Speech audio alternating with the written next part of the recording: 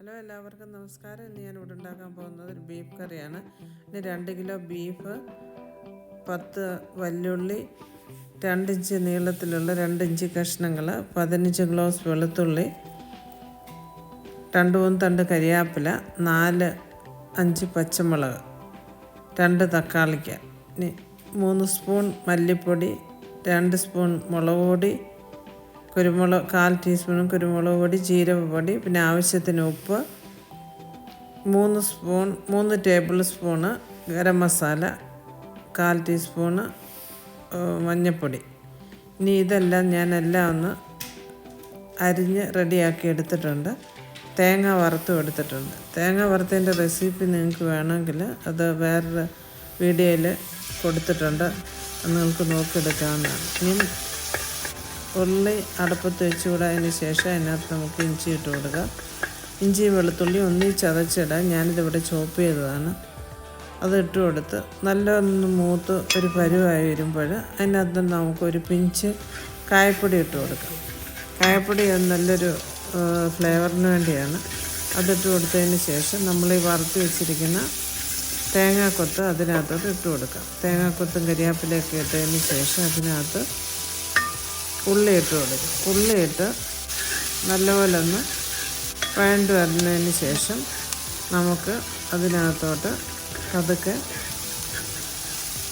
എടുത്ത് വെച്ചിരിക്കുന്ന മസാലകളെല്ലാം ചേർക്കാവുന്നതാണ്. മുളക് പൊടി ഞാനിട്ടു, മല്ലിപ്പൊടി, മഞ്ഞൾപ്പൊടി, കുരുമുളക് പൊടി,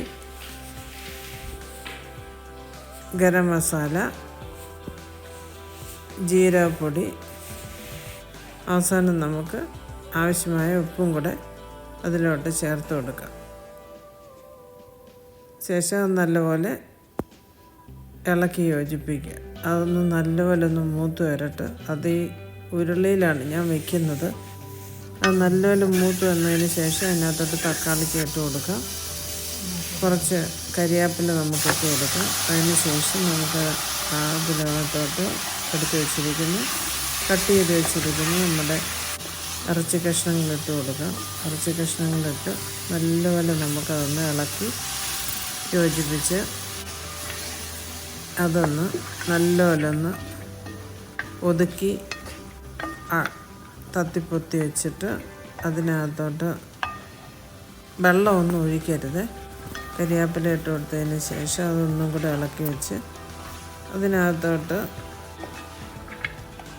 നമുക്ക് അടുപ്പെടുത്ത് അടച്ച് വെച്ച് അത് തീ കുറച്ചിടുക, സിമ്മിലിട്ട് വരുന്നുണ്ട്. അതിനകത്ത് തന്നെ നമുക്ക് ഇഷ്ടംപോലെ വെള്ളം ഇറങ്ങി വരും. അഥവാ നിങ്ങൾക്ക് വെള്ളം ചേർക്കണമെന്നുണ്ടെങ്കിൽ ചെറിയൊരു കപ്പ് വെള്ളം അതിനകത്തോട്ട് ചേർക്കാം. പക്ഷേ കപ്പ് വെള്ളം ചേർത്താൽ അതിനാ ബീഫിൻ്റെ ആ യഥാർത്ഥത്തിലുള്ള ടേസ്റ്റ് നഷ്ടപ്പെടും. ഞാൻ അതിനകത്ത് നിന്ന് തന്നെ ഇറങ്ങുന്ന വെള്ളമാണ് ചേർക്കുന്നത്. ഇറങ്ങി വരുന്ന വെള്ളമാണത് അതിനകത്തുള്ളത്. അത് നല്ലപോലെ അത് ഇളക്കി കുറേ നേരം അങ്ങനെ സിമ്മിലിട്ട് നമ്മൾ അടച്ച് വെള്ളം അതിങ്ങനെ ഇറങ്ങി വരും. അത് നല്ലപോലെ അത് വെന്തതിന് ശേഷം നമുക്കത് കടുക് വറക്കാൻ ഒരു ചട്ടി അടപ്പത്ത് വയ്ക്കാം. അടപ്പത്ത് വെച്ച ശേഷം എണ്ണ തിളച്ച ശേഷം അതിനകത്തോട്ട് കടുക് ഇട്ട് കൊടുക്കുക. കടുക് ഇട്ട് നല്ല പൊട്ടി വരുന്നുണ്ട്. നമ്മൾ അരിഞ്ഞ് വെച്ചിരിക്കുന്ന ഉള്ളി അതിനകത്തോട്ട് ഇട്ട് കൊടുക്കാം. അത് നല്ലപോലെ ഒന്ന് ഫ്രൈ ആയി വരുമ്പോൾ നല്ല ചുമന്ന് മൂത്ത് വരണം. അതിനകത്തോട്ട് കരിയാപ്പില ഇട്ട് കൊടുക്കുക. അതിന് ശേഷം ഈ വേവിച്ച് വെച്ചിരിക്കുന്ന ഇറച്ചിയിലേക്ക് നമുക്ക് ഈ മുറിച്ച് വെച്ചിരിക്കുന്ന ഉള്ളി ചേർക്കാവുന്നതാണ്.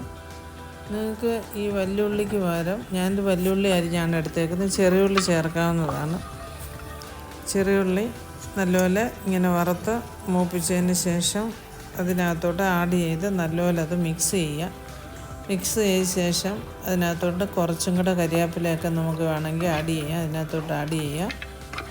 ഇത് കൂടുതൽ ചാറ് വേണമെങ്കിൽ ഇത് അന്നേരം തന്നെ ഇത് നമ്മൾ അരപ്പ് ചേർക്കുമ്പം തന്നെ കുറച്ച് തിളച്ച വെള്ളം അതിനകത്തോട്ട് ചേർക്കേണ്ടതാണ്. ഇത് നമുക്കിനി നല്ലപോലെ ഇളക്കി ഇതെല്ലാം കുക്കിംഗ് എല്ലാം കഴിഞ്ഞു. ഇനി നമുക്കിത് വാങ്ങി വെച്ചതിന് ശേഷം നമുക്കിത് ചപ്പാത്തിയുടെ കൂടെ, ചോറിൻ്റെ കൂടെ, അപ്പത്തിൻ്റെ കൂടെ കഴിക്കാവുന്നതാണ്.